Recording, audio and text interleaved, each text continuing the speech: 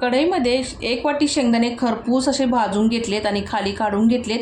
आता शेंगदाण्याचा कूट सेपरेट केलेला आहे, मिरची आणि लसूणचा ठेचा सेपरेट केलेला आहे मिक्सरला फिरून।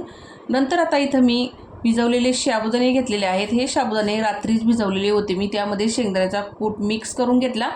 कढईमध्ये शेंगदाण्याचं तेल घातले, त्यामध्ये बटाटा घातलेला आहे बारीक बारीक फोडींमध्ये कट करून, त्याच्यावरती मीठ घातलं आणि परतून घेतलं चांगलं। नंतर मिरचीचा ठेचा टाकलेला आहे, तो पण व्यवस्थित परतून घेतला। बटाटा इथं आपला शिजल्यानंतर त्यामध्ये साबुदाणे घातलेले आहे, साबुदाणे घालून चांगले 5 मिनिटं स्लो गॅसवर परतून घेतलं। चवीपुरतं मीठ घातलं आणि परत चांगलं मिक्स करून झाकण देऊन ही खिचडी चांगली वाफवून घेतलेली आहे, म्हणजे खिचडी कुठेही कच्ची राहणार नाही आपली। नंतर झाकण काढून मस्त अशी मिक्स करून घेतली, 2 मिनिटं परत स्लो गॅसवरती परतत ठेवली।